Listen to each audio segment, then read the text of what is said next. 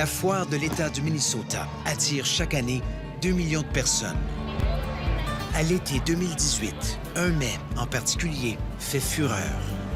Un sandwich BLT sur du pain de Kernza, une céréale peu connue.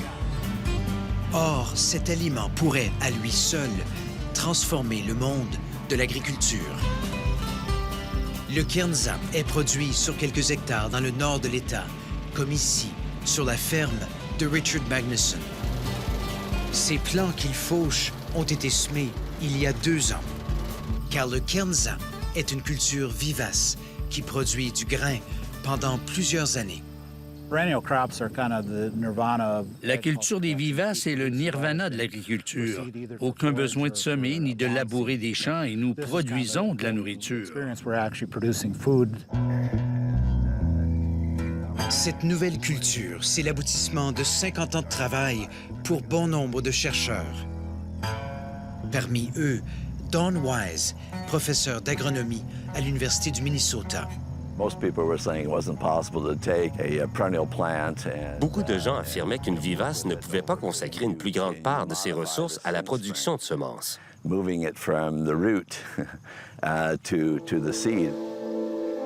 Depuis des millénaires, la culture de céréales se fait à partir de plantes annuelles, sélectionnées pour produire une seule récolte.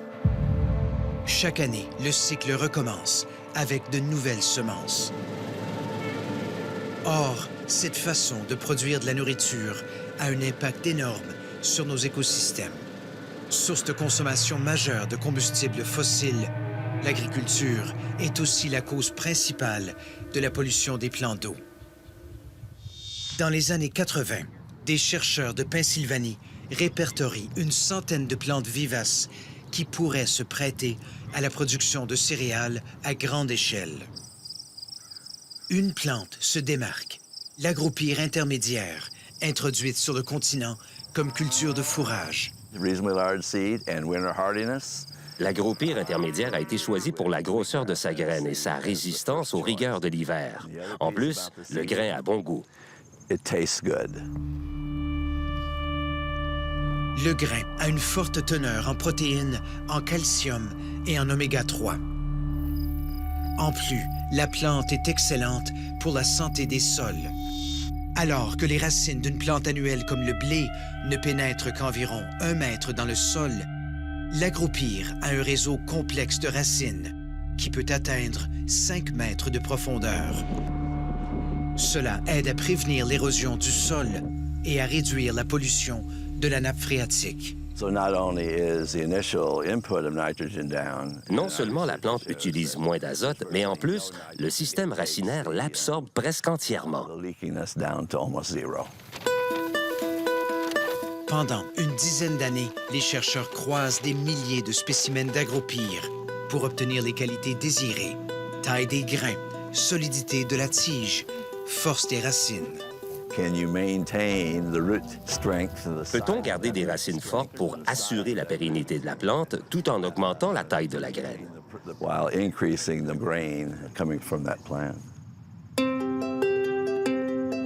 En 2013, Don Wise a enfin sous la main une première variété d'agropyre créée pour la production agricole. On l'appelle Kernza. C'est dans le nord de l'État qu'ont lieu les premiers essais en champ. Nous cultivons des vivaces dans cette région depuis longtemps, comme le trèfle et d'autres herbes. L'un de nos principaux problèmes, c'est l'humidité élevée du sol au printemps qui peut retarder les semis. Avec les vivaces, ce risque est plus faible puisqu'elles sont déjà dans le sol. À l'automne 2014, il sème un premier champ de Kernza sans trop savoir à quoi s'attendre.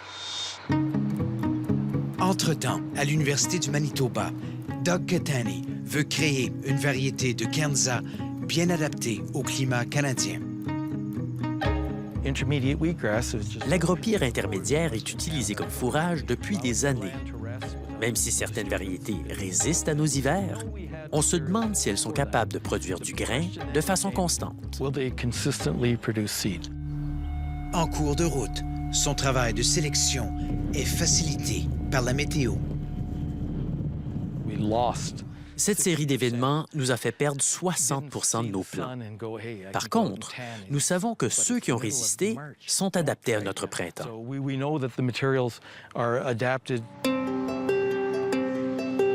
À l'été 2015, au sud de la frontière, Richard Magnuson est l'un des premiers producteurs américains à récolter un champ de Kernza.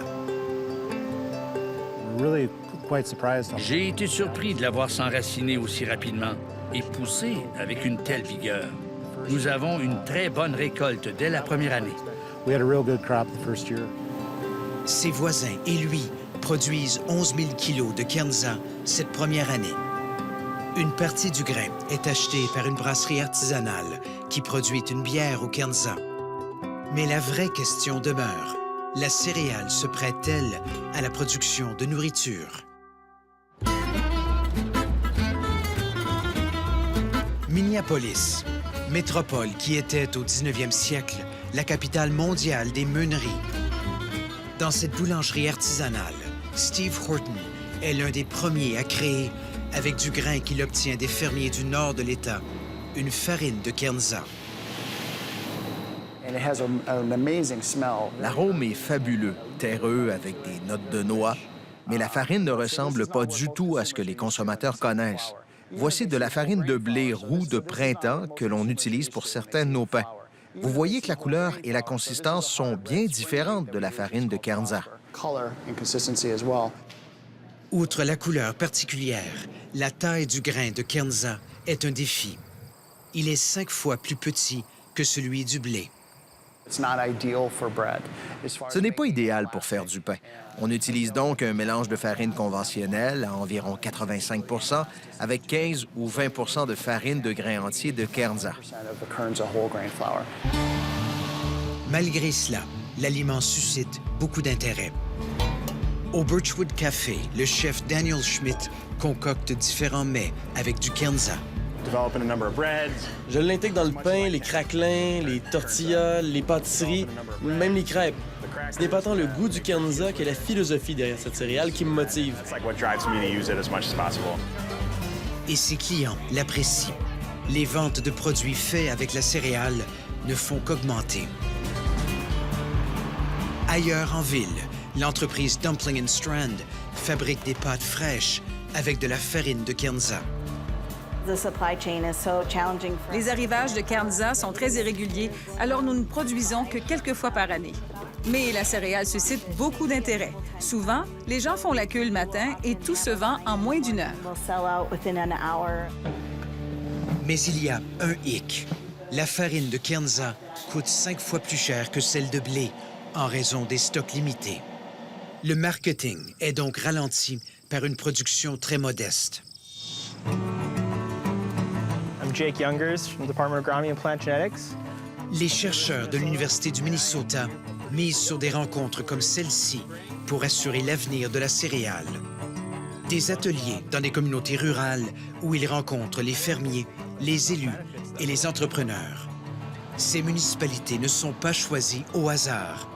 L'agriculture conventionnelle n'est plus soutenable ici. Les taux de nitrate dans leurs nappes phréatiques sont très élevés. Certaines communautés ont même été obligées de construire des usines de traitement d'eau potable, ce qui a entraîné des dépenses de plusieurs millions de dollars. Les promoteurs de la céréale sont convaincus que le Kernza pourrait être une piste de solution aux problèmes grandissants de pollution des sources d'eau potable. Mais selon eux, ce n'est pas aussi simple que de faire pousser davantage de Kernza. Pendant longtemps, on a développé des nouvelles cultures à la va-vite, ce qui n'a jamais rien donné. Il faut s'assurer que toutes les étapes de production soient en place.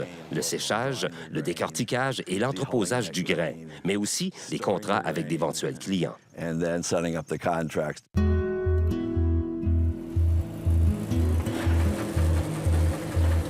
Fin de l'été 2018, un moment que Doug Catani attend depuis plusieurs années. La récolte sur les parcelles expérimentales de l'Université du Manitoba de la toute première variété canadienne de Kernza. Ce grain servira à semer une trentaine d'hectares de Kernza sur des fermes manitobaines à l'automne 2019. D'ici 10 ans, j'espère voir naître une production de Kernza qui atteindrait les 2000 à 4000 hectares. 5,000 to 10,000 acres. Au Canada, comme aux États-Unis, le travail génétique se poursuivra pour améliorer la culture de la céréale.